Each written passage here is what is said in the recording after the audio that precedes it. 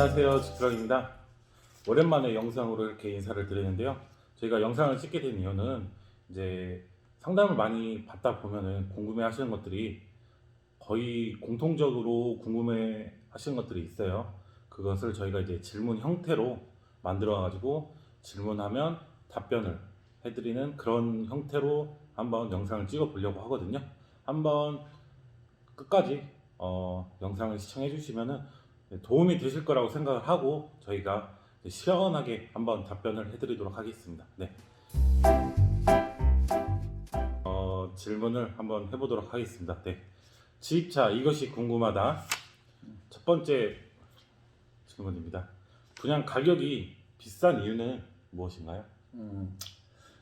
분양 가격이라는 게 비싸다고 생각할 수밖에 없는 이유는 제가 보기에는 화물차라는 거 자체가 뭐 금액이 좀 높은 비싼 차들도 있긴 하겠지만 이제 분양이라고 해가지고 이제 일자리하고 같이 해서 지입 일자리하고 같이 해서 이제 판매를 하는 경우 이제 프리미엄이나 이런 것들이 많이 발생하다 보니까 실질적으로 들어가는 금액 외에 이제 뭐 일자리 프리미엄이라든지 해가지고 이런 것들이 발생을 해서 몇 천만 원 이렇게 차이가 나다 보니 비싸다고 느끼는 것 같습니다.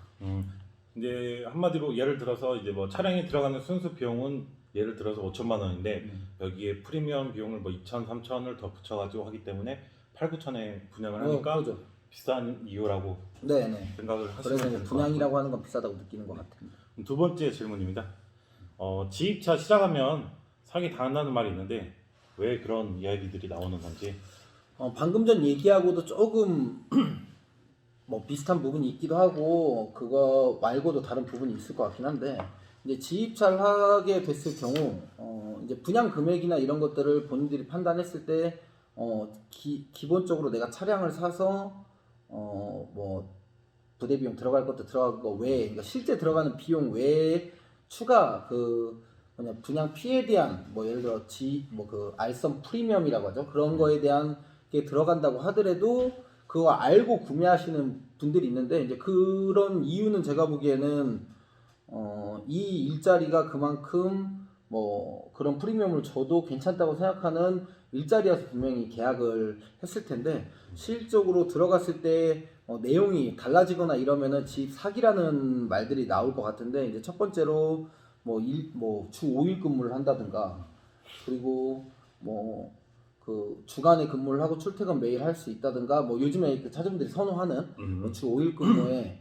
뭐 그 근무 시간도 좀 짧고 뭐 수익도 괜찮고 뭐 이렇게 한다고 해서 들어갔는데 막상 들어가 보니까 일이 조금 다른 경우들이 있는 거죠. 이제 그러거나 아니면 이제 뭐 아예 일이 진짜 뭐 몇 개월 있다가 없어진다든가 뭐 이런 경우에는 뭐 사기를 당했다고 할 수가 있을 것 같고 그리고 이제 아니면 아예 다른 예로 이제 뭐 차 이런 것들 금액이나 이런 것도 안 알아보고 그냥 믿고 구매를 했는데 그러니까 뭐 프리미엄이나 이런 얘기도 안 하고 그냥 이 정도 원래 구매를 해야 된다 하고 구매를 했는데 나중에 알고 보니까 자기가 뭐 일이 적성이 안 맞아서라든지 아무튼 뭐 되팔려고 한다든가 아니면은 뭐 주변에 나중에서야 이제 알아보니까 뭐 차량 금액 몇 천만 원씩 이미 프리미엄이 붙어 있다든가 그러니까 실질적으로 처음 상담했던 내용하고 다르다거나 뭐 이런 부분들이 있을 때 제가 보기에는 집 사기라고 얘기가 나올 것 같아요. 한마디로 두 가지 이유라는 거잖아요. 가격을 뻥튀기 해서 분양을 한다는 거. 그다음에 그렇죠. 아예 시작 전에 설명드렸던 거하고 이제 막상 시작을 하니까 틀려진다는 내용. 그렇죠. 매출 면에서 뭐 매출 이것저것. 면이나 뭐 아니면 근무 시간도 있을 거고 출퇴근 아니 심지어 출퇴근도 큰 문제예요. 출퇴근도 된다고 했는데 안 되거나 아무튼 등등 여러 가지 그런 것 때문에 이제 사기라는 말들이 나오기 시작했다는 거잖아요. 그렇죠. 그럼 다음 질문으로 넘어가도록 할게요. 분양 가격에 들어가는 세부 내역들이 어떤 것들이 있는지. 뭐 간단하게 얘기하자면 뭐 화물차가 있을 거고요. 화물차를 살려고 하는 금액이 있을 거고 그리고 등록 취득세라는 것도 들어갈 거고 화물차를 샀으면 그리고 이제 화물차 같은 경우에는 일을 하려고 하면 우리 승용차는 흰색 번호판이잖아요. 화물차는 노란색 영업용 번호판이라는 게 필요해요. 그거를 이제 뭐 구매하는 경우도 있고 뭐 개별이나 이런 것처럼 구매하는 경우도 있고 임대 넘버를 하는 경우도 있는데 아무튼 돈은 다 들어갑니다. 그러니까 이 세 가지가 들어가고 맨 마지막이 이제 그 보험료. 예, 그러니까 크게 뭐 100만 원이나 뭐 뭐 이런 뭐 100만 원, 몇 천만 원 뭐 이렇게 하는 거 있잖아요. 뭐 그런 큰 단위들은 이 네 가지로 크게 형성된다고 볼 수 있습니다. 그러면은 차량 가격 외에 부대 비용을 들어가는 비용들이 대략 얼마 정도 생각을 하면 적당한 건지. 뭐 솔직히 연식마다도 다르기도 하고 여러 가지가 있긴 한데 보통적으로 뭐 지금은 이제 난방값이 조금 싸져서 옛날에 난방값 하나만 뭐 돈 1,000만 원씩 하는 경우도 있고 25톤은 뭐 진짜 2천만 원 가까이 하는 경우도 있었는데 현재는 평균적으로 한 1,000만 원 정도? 예, 그러니까 평균을 내자고 하면 뭐 물론 연식이 낮으면 그거보다 더 적게 들어갈 수 있겠지만 평균적으로는 그냥 부대 1,000만 비용이 원. 대략 네. 1,000만 원 정도라고 생각하면 적정하다 이 말씀이신가요? 예, 그렇죠, 그렇죠. 그러니까 뭐 일반적으로 그냥 단순히 그냥 계산해봤을 때. 예. 그러면은 다음 질문인데요.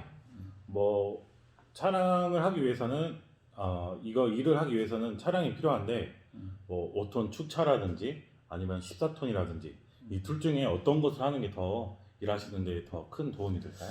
일단 차량 문제를 저희한테 상담 오신 분들 중에 조금 많이 물어보시는 분들이 계세요. 근데 이제 차량은 뭐 5돈이냐 14돈이냐는 제가 보기엔 분명히 5돈 차는 5돈 차에 맞는 일이 있을 거고 14돈 14돈 차에 맞는 일이 있는데 뭐 그거에 맞는 차량을 사는 게 정답이긴 하겠죠. 근데 이제 물어보시는 이유들이 제가 보기에는 5돈 축차가 요즘에 이제 윙 길이가 10m 20까지도 나오다 보니까 14돈하고 이제 차 길이가 거의 비슷해요. 이제 원쓰리나 14돈 이런 거하고 길이가 똑같이 나오다 윙 길이가 똑같이 나오다 보니까 이제 18바리트 이제 우리가 KPP 바리트 기준이 보통 1.1로 해서 9줄 깔면 9m 90인데 거기에 이제 2줄을 까니까 18바리트를 보통 실른다고 하는데 그 18바리트를 똑같이 실을 수가 있어요.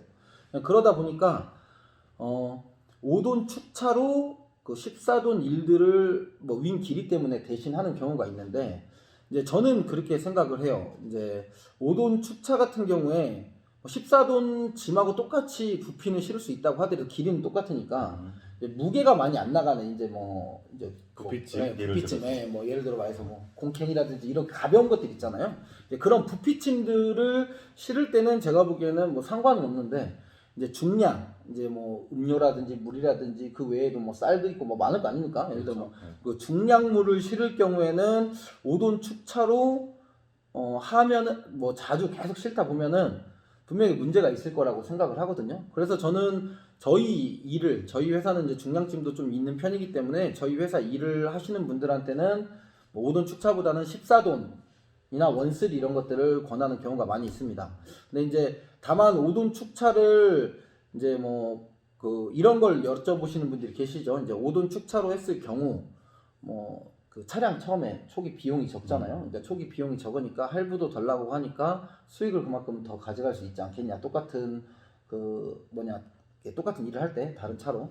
근데 첫 번째는 제가 보기에는 물론 이게 뭐 시내발이나 그런 것들에 대해서는 해당이 안 될 수 있겠지만 장거리를 뛰시는 분들은 일단은 유가보조금 차이가 일단 있어요. 그러니까 유가보조금 차이가 뭐 키로수 뛰는 만큼 물론 이제 키로수를 적게 뛴다고 아까 얘기했던 대로 아니겠지만 장거리 뛰시는 분들은 일을 많이 하시는 분들은 한 달에 진짜 13,000-14,000km 뛰는데 뭐 그렇게 이제 키로수를 많이 뛰었을 경우 연비가 아무리 요즘 차들이 좀 잘 나온다고 하더라도 5돈 축차로 기름이 모자랄 수밖에 없거든요. 왜냐하면 톤수가 많이 나와도 뭐 8.5톤에서 9톤까지 증손이 되는데 2,200리터가 최고일 거예요. 그러면 뭐 연비가 진짜 말도 안 되게 5가 나온다. 5가 나오지도 않겠지만 5가 나온다고 하더라도 11,000km면 끝나요. 근데 통상적으로 연비가 제가 보기에는 한 4에서 4.5 사이 정도 나올 것 같으니까 그러면 뭐 기름 리터수가 상당히 모자라겠죠. 근데 이제 14돈이나 원쓰리 같은 경우는 4,308리터이기 때문에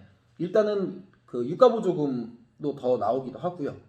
그리고 중량짐을 제가 보기엔 많이 실었을 때는 5돈 축차하고 14돈하고 제 생각으로는 분명히 프레임도 그렇고 마력수에 대한 그런 것들 때문에 무거운 짐을 실었을 때 뭐 이제 마력수도 딸리고 뭐 여러 가지 부분 때문에 연비가 결코 14돈보다 과연 더 나올까? 제가 주변에 듣기로는 그렇다고 하시는 비슷하다고 저도 듣긴 네. 했거든요. 그래서 연비 차이도 크게 없고 그리고 그 이제 어떻게 보면 차에 무리가 좀 많이 간다는 얘기가 있어서 저는 뭐 그런 점으로는 그러니까 중량짐을 한해서는 14돈이 더 낫다고 판단을 하는데 이제 간혹 가끔 얘기를 들어보면 이제 뭐 그 중량짐을 하는데도 14돈 대신 5돈 축차로 분양을 하려는 업체들이 있다고 얘기를 들었는데, 제 생각으로는 처음 시작하시는 분들이 뭐 이게 14돈에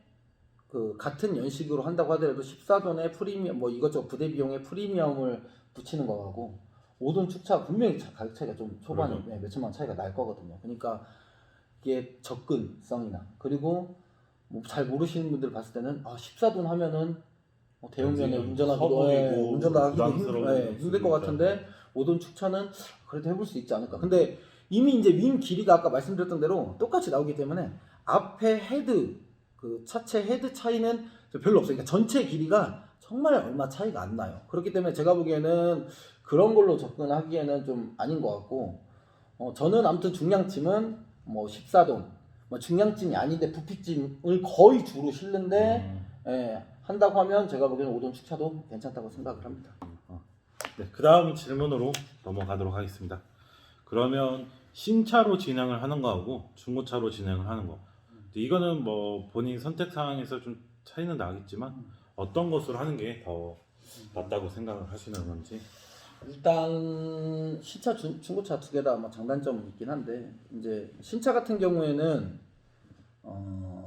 초기에 이제 뭐 물론 이제 신차도 뭐 꼭 초기에 비용이 안 필요하고도 이렇게 할부로 해가지고 요즘 할인율도 있고 하니까 할 수도 있긴 하지만, 보통은 신차는 초기에 이제 비용이 필요한 경우들도 있어요. 이제 차들마다, 이제 메이커 차들마다 그런 점이 있다는 거하고, 이제 뭐 장점이라고 얘기하자면 신차 장점은 뭐 신차 자체라는 게 그냥 진짜 누구도 않잖아요. 그냥 가지고 나오는 신차라는 그 기분도 있을 거고, 느낌이 좋죠. 네. 신차라는 그 장점도 있을 거고, 두 번째 같은 경우에는 이제 요즘에는 보증 기간들이 길다 보니까 연식이 오래된 중고차보다는 아무래도 신차 같은 경우에는 뭐 요즘에 뭐 큰 차들은 5년 무제한 뭐 이런 식으로 보증 기간이 좀 길다 보니까 수리에 대한 어떻게 보면은 조금 뭐 그런 것들도 있을 거고, 세 번째는 금리가 조금 중고차보다 낮아요. 할부를 좀 하실 분들한테는 금리가 좀 낮다는 점, 이런 것들이 장점이라면, 단점은 요즘 아시겠지만 신차 알아보신 분들은 아시겠지만 신차가 굉장히 금액이 비싸요. 엄청 비싸요. 금액이 굉장히 비싸서 뭐 물론 이제 요즘 메이커들마다도 뭐 할인도 있고 하다 보니까 실제 금액들은 알아보셔야겠는데, 뭐 신차 금액이 많이 비싸긴 하죠. 그래서 전액 할부나 이런 걸로 한다고 하면 뭐 정말 많은 수익을, 정말 많은 매출을 내지 않는 이상 좀 돈을 벌기가 조금 요즘에는 쉽지 않은 구조로 되어 있죠. 한 달에 그러면 할부만 내는 게 한 300만 원 이상으로 알고 있거든요. 이제 뭐 그거는 뭐 제가 정확히 모르겠어요. 저마다 다르기도 하고 요즘에. 그리고 근데 대신 이제 신차는 할부 개월수가 좀 길긴 한데, 아무튼 뭐 할부 개월수가 좀 길다고 하더라도 내는 비용이 꽤 많다고 알고 있고, 그래서 이제 그런 것들은 이제 좀 단점이고요. 중고차 같은 경우에는 뭐 신차 얘기했던 거에 반대점이 다 단점이긴 하겠죠. 그 중에서 이제 가장 큰 점은 금리가 조금 신차보다 높아요.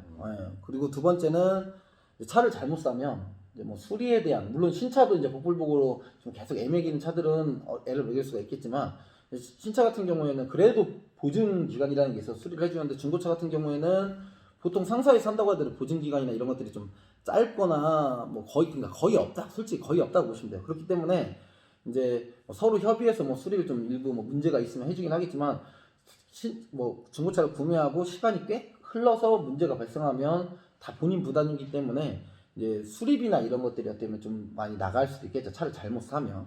그리고 또 뭐 장점이라고 하자고 하면은 뭐 할부를 한다고 하더라도 요즘에 이제 감가상각이 조금, 예를 들어 말해서 자기가 현찰이 조금 있어요. 현찰이 좀 있어서 그 중고차를 사면서 예를 들어 한 2, 3년 된 차, 이런 것들을 앞방 선수금을 좀 많이 넣고 사면 아무래도 이제 이미 차량 가격이 뭐 신차 나온 거보다 한 몇 년만 지나도 금액이 뭐 몇 천만 원 이렇게 떨어지기 때문에 이제 그 할부를 많이 하지 않으면은 조금 크게 어떻게 보면은 신차보다 나을 수도 있죠. 그리고 몇 년 안 된 차는 보증 기간도 요즘에 많이 남아 있으니까 그런 것들이 장단점일 것 같고, 근데 이제 뭐 여기서 변을 하나 간단히 하자고 하면, 중고차 금리가 약간 높다고 했잖아요. 근데 이제 아시겠지만 이제 저희 회사는 지금 캐피탈사하고 뭐 어디 캐피탈사하고 제휴를 MOU를 맺어놔서 금리가, 중고차 금리가 타사보다 뭐 적게는 1, 2%에서 많게는 한 3%